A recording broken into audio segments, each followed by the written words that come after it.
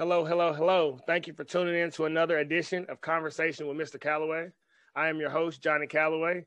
And today I have a special guest, Jarrett Spence, host of the Jiggy with this podcast. Jarrett is residing in New York, so we're going to figure out what made him take the leap and creating his own podcast, and also how has he been loyal to the New York Knicks for so long? So without further ado, I'd like to introduce Jarrett.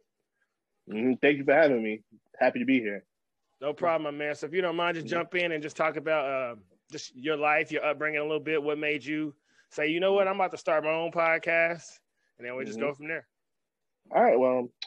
Well, for starters, I went to school for journalism, and just progressing through school, and like I'm trying to figure out if I want to write, if I want to do videos, photography, all different types of things. So one day, my friend was like, "Yo, like I need to let's do like some kind of like a recording throughout the day because he makes music." So it was like, it's his birthday. He's like, "Yo, come to the studio, record videos for me, take pictures. And then at the end of it, give me like a short interview." So, all right, cool. So did that, went through the day, did all that. And then we decided, like, "Yo, you need to start doing this more often. You're really good at it." And I'm like, like maybe I should. So from there, I was like, you know what? I can sit down with different entrepreneurs, people who do different things, and just kind of talk to them and see what it's like to work for themselves and kind of give them a platform to show their work. Yeah, and then from there, I just been running with it since then. That's dope. And I see you do the podcast as well as some NBA photography. So like tie it all together. So what made you tie the podcast stuff with the sports and all together? Yeah, well, I'm just trying to branch into both because like those are like both my passions, and like I love basketball, so I'm trying to like find the right balance between photographing basketball, writing basketball, interviewing people, and just trying to run with it, see where it takes me. Yeah. Like I said, I've never been in New York. I've only heard what TV says. They talk about how New York is so fast paced, and the media, or is the media as really harsh as the Stephen A. Smith and the Shannon Sharps of the world? Is it that bad? It's fast paced for sure, definitely. Compared to like places like in the South and everything, where everything is so slow and relaxed, and like you drive outside and like there will probably be a lot of traffic out there. Compared to New York, like depending on the time of the day, like you can't get nowhere driving, and then everybody seems like they're always in a rush, like rushing to work, rushing to lunch, rushing home, rushing to a party, like, and then you can't really actually sit there and have a conversation with somebody most of the time because everybody's always on the go. Wow, but it's like it's the movie great. Home Alone. Yeah, definitely. That's the best way to describe it because like that's like the busiest part of New York, downtown in that area. That's he was on like 59th Street around Central Park and everything. Yeah. It's so much foot traffic down there, especially during the holiday season, which Home Alone was on Christmas. Yeah. Everybody's just trying to shop, shop and get out the cold. Man, all right. So you said you was a Knicks fan, so let's talk about this. Ooh, so yes. How did that happen? All right, so I was born in 1990, so I grew up in the Patrick Ewing era. So from there, watching the Knicks, being good but not good enough to win a championship. Like losing to Olajuwon, losing to the Spurs all those years ago, and then losing to Jordan, of course, and then the Patrick Ewing missed layup and everything, all that stuff. Like, and then finally we started to get decent with Marbury, but then it didn't really get to like where we wanted to be. I had the Jeremy Lin era too. I forgot about that. We had the Jeremy Lin era, that very short lived though. Like, but like this is the one thing I'm always hate the Knicks about. We had Amari, we had Felton, we had Chandler, we had Gallinari. Things is going good. They decide to trade half the roster for Melo. Mind you, Melo is my favorite player from the Nuggets, Knicks, everything. I'm like, all right, we're going to get Melo. Cool. Melo basically was saying he's coming to New York in the offseason. But the Knicks, being so trigger happy, traded half their roster to get Melo. So I'm like, why would you do that? Just wait. But it worked out. We got Felton back. We got some players, but we got all them old players back when we made that push for the semifinals. And it's like, if we had all the younger players, we would have been fine. But these players don't have their legs no more. And Jeremy Lin, short-lived, but it was great for the time being. And then now we finally in the playoff picture. So hopefully we can keep this up. I keep hearing rumors about we're gonna trade for a star. I'm like, no, don't do this again. don't relive what you did before. It was a failure before. But hopefully, man, I've been waiting for this for a long time. What is it like to be inside the Garden? I know most NBA players when they go there, Jordan put up the 55, Kobe always showed off, Steph Curry all showed off. So what is it like to be inside that arena? And have you been there to witness any of those spectacular performances? I haven't witnessed none of those performances, but I witnessed LeBron go there and have a triple-double. Okay. And the Garden, but the Knicks ended up winning that game. This was early LeBron, Cavalier days. I believe this was his second season. I believe 2007. No, fourth season. Sorry, my sophomore year in high school. So, and Marbury was there. Jamal Crawford hit the go-ahead shot. And it's just a great feeling to be there, seeing the crowd go crazy from a shot and just all these great stars coming there and putting on big performances. It's just a different feeling that you probably won't get in any other arena. Yeah. Were you disappointed when Kevin Durant chose the Nets over the Knicks, or did you ever think that he was coming to the Knicks? I didn't think he was coming to the Knicks, man. I was telling people that all the time, who's coming here? The way the Knicks handle things with players and the organization, I'm no superstar is gonna want to come to that kind of dysfunction. So everybody's saying, we don't get Kevin Durant. I'm he might go to Brooklyn. What is he coming to the Knicks for? We don't have no stars. We don't have no real foundation. So it's at the time they had D'Angelo Russell. So I'm thinking okay, you can play with D'Angelo Russell or something. They didn't really think Kyrie was a big part of it. But then I'm when I heard Kyrie was coming too, I'm well, I guess all three of them can play together, assuming that D'Lo was going to stay, And then I'm thinking, okay, this could be something. But then, how everything worked out, and then look at it now. Yeah. So do you got any faith in the playoff run this year, or do you think it's kind of just a luck season? Do you see this as a building block for the future? For the Knicks or the Nets? The Knicks. For the Knicks, building block. I think, first round exit, maybe get lucky, go to second round, depending on who they play. But because from the stats I was reading, they're at one point they was number one in defense. I think they're top 4 right now, and I know they're first in opponent 3-point percentage. So I got the Nets winning it all this year. I think they're gonna win it all. It's looking like it. They just signed Blake Griffin. Yeah. And personally, for me, if the Nets win it, I'll be fine with that because I just want to see a New York team win. That's all I'm rooting for. Because listen, we can have a parade out here, whatever. That's what I'm thinking about. Damn, we haven't seen a New York basketball team win since 73. Yeah. So I'm that was Willis Reed, right? Willis Reed. Yep. Willis Reed, Clyde Frazier, Earl DePearl, Phil Jackson. So, and Phil Jackson fucked the Knicks up before. So, man. Yeah. So seeing a New York team just actually win, I'll be fine with that. And I dig it. So on the podcast side of things, what is it like starting a podcast in New York? Is it super successful? What has been the steps and the processes so far? Because I don't know you from my perspective, I live in Kansas City. So it seems like, the media makes everything seem like if you're in New York and you're in Cali, you can walk out your door and boom, it's instant success and everybody blows up and everybody popping.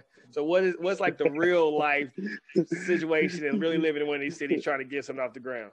It ain't nothing like that. You actually have to grind to get where you want to be because, like I said, everybody be so busy.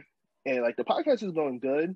It's just kind of because of COVID. I was really doing in-person interviews before. So now I have to conduct more through Zoom and through Instagram. So really trying to reach out to people and finding the right time to talk to them because everybody's always so busy. Mm-hmm. And that's the probably only real difficulty behind it because, finding the right time, writing the right schedule. And because, and plus a lot of people just don't want to talk, honestly. Yeah. Yeah, a lot of people just not that open to having conversations about themselves or about whatever they're doing in their life. But they probably feel like, oh, this person gonna try to one up me if I tell them what I'm doing or reveal what I'm doing with my life. And it's not even like that. It's just, like maybe you could be motivation for somebody and they won't look at it as competition. They just look at it like, oh, this person can do it. Like maybe like I can do it too. I can have that same drive, that same push to do it. And maybe we can collab one day on something and work together. Yeah, yeah. So with that being said, man, let's say there was someone else who was in the idea of, or wanted to start a podcast or had the concept. What advice would you give them? What steps would you tell them to take? Just let me hear from your perspective. Well, for one, if you really want to do it, figure out what's the concept you want to have for your podcast. And like, what is the goal for it? Like, what is why are you doing this? So it could be, to help people or to, discuss life with people, mental health, Black Lives Matter, like whatever it may be, and just figure that out, and then the rest will come naturally. Yeah, yeah, and that's dope. So with yours, like, where if you could envision, like, if you had a crystal ball and you could envision in 5 years, where are you able to take your show, your everything that you got going right now? Where do you envision it, or where would you want your success to be? Something like the Breakfast Club, where I'm just, like have like something like a radio station and just kind of have like a show, like an everyday show where I'm talking about different things, having guests on, and just kind of discussing people's businesses, people's lives, politics, music, basketball, wherever it may be, and just going from there. Like me, like I always have this like idea, like I could be like Charlemagne. And then like I'm not as controversial on him or anything like that, but I feel like I can like have that same success as a journalist. Yeah. Mm-hmm. Yeah. No, I totally think we all can, man. One of the things I like to say is it's $1 million out here for everybody. We just got to find our roadmap to get it. And everyone's success is different. And I read Charlemagne's book. His character from what he plays on his show is different because he's very intelligent. The knowledge that he has and the books he reads. So sometimes I question some of the things that he says or does on his show. I heard the rumors that he'll be leaving the Breakfast Club soon, or might be leaving there. Do you know? Have you heard anything about that, or did he resign a contract? I heard about that. I heard about him. He might be leaving, but I'm not too sure like what's going on with that. Like I read something briefly about it, and then like I haven't heard him address it or anything. So who knows? And then, but the thing is about Charlemagne, he knows like he is intelligent, and the things he be saying. But he knows what he's doing. Like he says this, like he knows it. Like he knows like what's going to get him the views and the ratings, and like what's going to get people pissed off. Like and that's where people are gravitated towards when you say something crazy.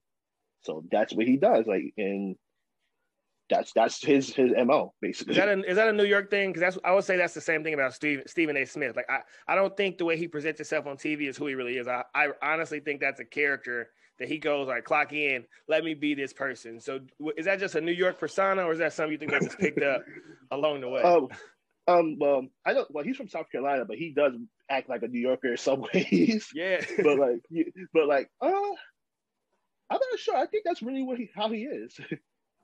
For him personally, like Stephen A., I definitely think that's how he is. Like, I just think he's always really Stephen A. Yeah, I think he's just always amp and hype and everything like that. Of course, probably not all the time, but like in some of degree, Okay. Like he could tone it down a bit, but like on TV, you have to have that battery in your back where you can basically turn it off and turn it on. I just always felt like it went to commercial. And Skip and Stephen A. like, man, hey, we acting real childish today. They probably be doing that. Just they be so hype and just so into it and smacking the desk and the Cowboys. I just like, man, it's real early in the morning for y'all to have this much energy. Yo, for real though, but from what I be like hearing and reading, they be up early. Like they be like the show comes on what like 10 o'clock. They would start their day like 4 or 5 a.m. Be in the studio probably by like 7, and like going over the layout of the show, discussing what they're gonna talk about, the topics, and like I'm just like, damn, y'all be up that early for a morning. I mean, it's a morning show, so yeah, you have to be. And then like I don't know what they be doing to have all that energy that early because it's too early to be that hype. Like you said, it's way 100%. too early. Yeah. So being that you in New York, are you more of a first take guy, or did you switch over to Undisputed? I'm in the middle of both. Like it's hard because it's oh man. I love Undisputed because Shannon is a character and he just be going crazy. And like for me, I mean, first take is it's still good. I think a lot of people probably think it fell off because they lost Skip. But I love Max. Like I really like Max. And he knows his stuff. And like, I know Max because he's been on ESPN plenty of times before he even got to first take. So I was like, he's going to be a good replacement for him. He's not like Skip where he's going to be like bashing LeBron all the time.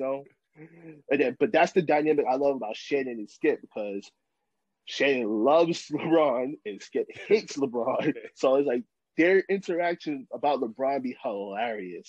Man, so I'll ask this: was you rocking with First Take when it was cold pizza? Yeah. Okay. Briefly, but not much though. So you get it right. Yeah. And then so that's another thing about what you was asking me about like the persona and everything, the switch. Because I don't think Skip really hates LeBron the way he shows it. Okay. Because like he gives him some praise sometimes, and then I think Damian Lillard was the one who kind of exposed Skip about like what he be saying. He was like, "Oh yeah, Skip called me like, oh it's not really like that." Da da da. And I'm like, well, I mean, we kind of already knew that. Like Skip be, I know Skip be kind of going crazy too much, and like real life, he probably not really like that. But who knows? I've always wondered that, man. Because Skip, man, he go dummy hard on LeBron, and I'm not the biggest LeBron fan, but it's like you have to respect his talent. Exactly. It's like damn, like all these things LeBron did, and you still hating on him, like you still finding things to nitpick about him, like damn, man.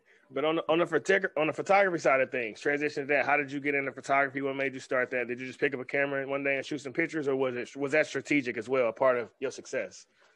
It was more like shout out to my mom because she's the one who put a camera in my hand when I was young, and basically she just gave me a camera and made it my hobby when I was young, taking pictures when we travel, go to different places, and like I always had like the Polaroid camera, the instant film and everything. So then I know for years I stopped and everything when I was young, growing up. Then when I got older, I got to college. The passion was rediscovered when I had some assignment where we had to go out and like do an article about something that was going around the city. Like it was like different events in the city. So I was like, I'm gonna take pictures of it. So it's kind of like a photojournalism kind of assignment. And from there, I was like, like maybe I need to really invest some time into this. And then from there, it just became freelance work. That's dope. So yeah, man, that's cool to hear your mom inspired you. So your parents were they born and raised in New York as well? Well, my dad was born and raised in New York, but my mom is from South Carolina. Oh, that's dope. So you got the Charlemagne connection. I dig it. Yeah, because me and my mom was talking about Charlemagne. She's like, I know where he's from. I know exactly where he's from. Last question about New York sports. Do you feel, because I grew up watching, I can't even remember the name of the documentary, but Sebastian Telfair. Oh, yeah. Man, yeah. I thought he was going to be the truth. I really thought he was going to get into the league and record. Do you think it was a mistake for him to go to the NBA and not go to Louisville? Looking back at it now, yeah. Because think about all the stuff he's been through. Like, he didn't stick in the NBA. He went to jail a few times for gun charges and everything. It's like, but what's crazy? It don't seem like a lot of New York guards, at least from the city, they don't really stick in the league.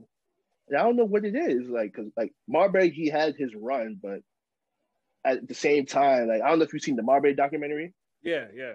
Yeah, they was talking about all this stuff he was going through.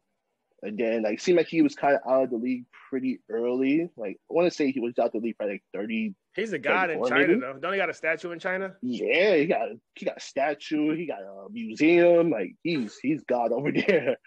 And then like for Telfair, he should have definitely went because I feel like him having that discipline. Because think about it, you a kid from New York going straight to the NBA, getting millions of dollars. You don't have that discipline to know, like, okay, like I need to, like, chill out, gotta get out that hood mentality, and start, being smart about the things you decide to do in your life. Because now you're a professional. As quick as you can get in, you can get out even quicker. And I feel like he didn't have that guidance to show him this is what you got to do. This is what you need to like stay in the league. And also, the teams he was on was pretty young and like not that good for him to probably have that leadership guidance as well. So that's another thing to think about because like a lot of teams don't, especially today, a lot of teams don't have those veterans who you can really go and talk to because everybody's like 25 and younger on teams now. Yeah, yeah. So definitely looking back at it, you would think like, yeah, you should have definitely went to school. Yeah. To transition off of that, like you said, man, a lot of our young black men, they put themselves in crazy situations, and not because they bad people, just because they may end up making bad choices and not realizing that they need to overcome their environment. So if you had some advice to like, man, like I'm brutally honest. Like I had a good friend of mine, he just committed a double homicide like a month and a half ago. And it's like, it's crazy because like, he's not a bad, like I literally was just hooping with him like a month before that. Like we used to text and had jokes. Like we was regular kids. So when you see people who just snap and it's just like, man, like it blows you away when it's somebody, and we were talking about mental health earlier. So like, what advice would you give to people just because brotherhood is important and things like this? So what advice do you have to somebody who is looking for an avenue and who don't need to go down the Sebastian Telfair path, but could end up the Stephon Marbury with the statue somewhere? Yeah, just basically finding the right guidance and finding somebody who's going to help you along the way, and like basically just someone who's going to tell you like, don't do this, don't do that, you gotta do this, you gotta do that. And it's fine to like express how you feel to people, like to your friends, to your family, or get a therapist. A lot of black men, I won't say black women, because a lot of black women is getting more into mental health, seeing a therapist.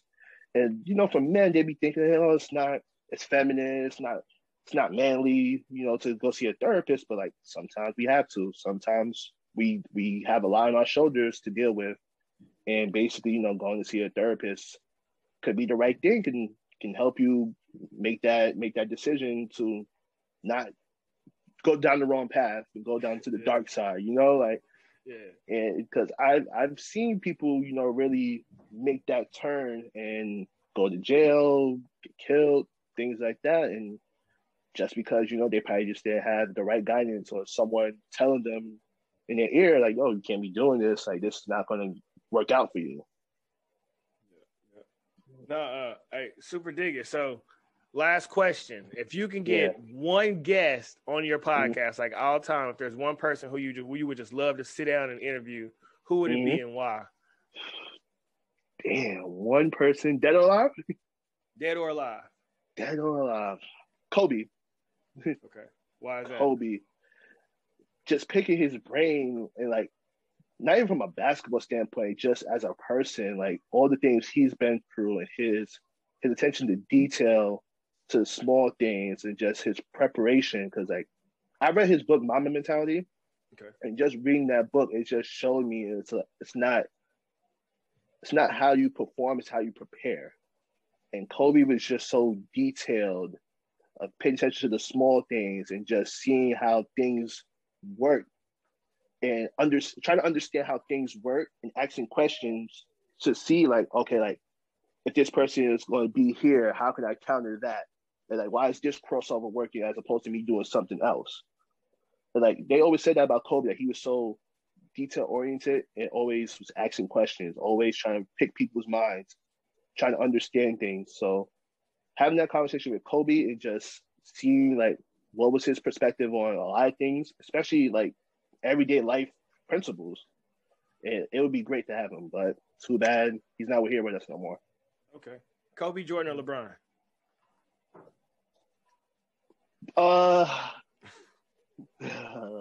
We talk about greatness, or we talk about skill wise, because I differentiate the two.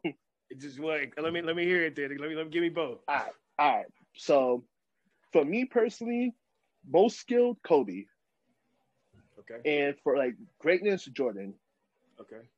And for like Kobe, like for me, like everybody say, oh, he's just Jordan. Yeah, but to me, he's Jordan 2.0. It's like Windows 1 compared to Windows 2. Which one is better? Like to me, like it's like Kobe's just a remix of him. Like he took what Jordan did and just made a flip to it. He had a better jumper, probably better handle, same hops. Like all the stuff Kobe did, it was like, damn. And then he's shooting over 3 people, man. Like come on, like he's getting triple teamed and still hitting the shot. Like, how could you stop that? Yeah, I agree. Kobe's my favorite player as well, so I agree with you. I've always thought, I've always tell anybody, I said, tell me one thing in evolution that goes backwards. There's not one thing that was better before that's not better now. It's just it doesn't matter. It naturally has to happen. Unfortunately, my kids will be smarter than me. They got more information. They got more knowledge. So. Thank you. Exactly. Like people don't understand that. Like people always say, like, "Oh, they're better back then." No, they're not. Yeah. They're more physical. Like they'll knock you down. But like today's players are way better than the '80s. Yeah. I agree. I agree totally. A lot more skilled. A lot more. They take care of their body. Their diet is better. All that. So exactly. To anybody who's watching this show, I always like to finish out with, if you could leave one seed into the world, if you could just drop a gem off of knowledge that somebody could see this video 75 years from now, a 17-year-old kid sitting in their basement, what would you want them to run across at the end? Like damn, that was some real knowledge. I'm gonna take that. What would that seed be from you? Do what makes you happy. Whatever in life, do what makes you happy. And if you find a job that makes you happy, it won't be work. It would just be you're getting up every day and you're just having fun. And just figuring that out, I think that's the key for life. I feel like that unlocks everything that you want in life, just being happy. And if you can accomplish that, you won. I dig it. Well, man, I would like to thank you for taking time out of your busy New York Monday. No problem, man. To sit down and have a conversation with me. I'm sure we'll link up again in the future. I mean, I wish you all the best on your success and everything you're doing. Thank you, sir. Same to you. No problem, my guy. And that's it. Thanks for everybody for tuning in. I'll be back with another episode soon. Thank you.